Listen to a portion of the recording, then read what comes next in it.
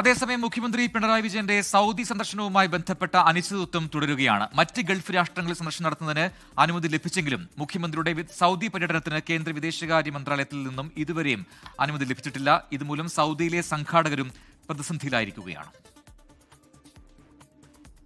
ഈ മാസം 17 മുതൽ 19 വരെയാണ് മുഖ്യമന്ത്രി പിണറായി വിജയന്റെ സൗദി സന്ദർശനം ക്രമീകരിച്ചിരുന്നത്. ഒക്ടോബർ 17-ന് ദമാമിലും 18-ന് ജിദ്ദയിലും 19-ന് റിയാദിലുമായിരുന്നു പരിപാടികൾ നിശ്ചയിച്ചിരുന്നത്.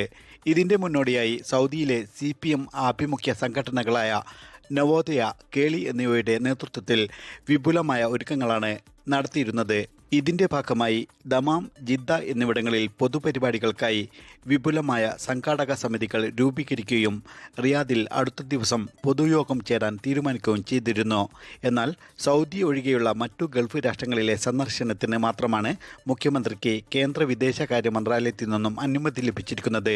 ഇതേ തുടർന്ന് സൗദിയിലെ സംഘാടകരും ഇപ്പോൾ പ്രതിസന്ധിയിലായിരിക്കുകയാണ്.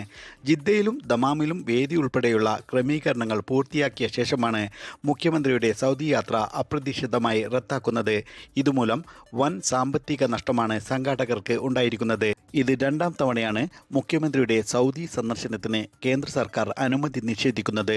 2023 ഒക്ടോബറിൽ റിയാദിൽ വെച്ച് നടത്താനിരുന്ന ലോക കേരള സഭാ സമ്മേളനത്തിൽ പങ്കെടുക്കുന്നതിന് മുഖ്യമന്ത്രി കേന്ദ്ര വിദേശകാര്യ മന്ത്രാലയത്തിന്റെ അനുമതി തേടിയെങ്കിലും അനുമതി ലഭിക്കാത്തതിനെ തുടർന്ന് അവസാന നിമിഷമാണ് സന്ദർശനം റദ്ദാക്കിയത്. മുഖ്യമന്ത്രിയുടെ ഗൾഫ് പര്യടനത്തിൽ നിന്നും സൗദി അറേബ്യയെ മാത്രം ഒഴിവാക്കിയത് നിയമപരമായ കാരണങ്ങളാലാണെന്നാണ് ഔദ്യോഗിക വിശദീകരണം. എങ്കിലും സൗദി സന്ദർശനത്തിന് അനുമതി നിഷേധിക്കാൻ മറ്റു ചില രാഷ്ട്രീയ കാരണങ്ങളും പ്രേരകമായതായാണ് വിലയിരുത്തപ്പെടുന്നത്. ഇസ്മായിൽ പയ്യോളി, 24 റിയാദ്. ലോകത്തെവിടെയായാലും ഏത് സമയത്തും 24 വാർത്തകളും ഓഗ്മെന്റഡ് റിയാലിറ്റി പാക്കേജുകളും എക്സ്പ്ലെയിനറുകളും വിശദമായി കാണാൻ ഞങ്ങളുടെ യൂട്യൂബ് ചാനൽ നിങ്ങൾക്ക് സബ്സ്ക്രൈബ് ചെയ്യാം.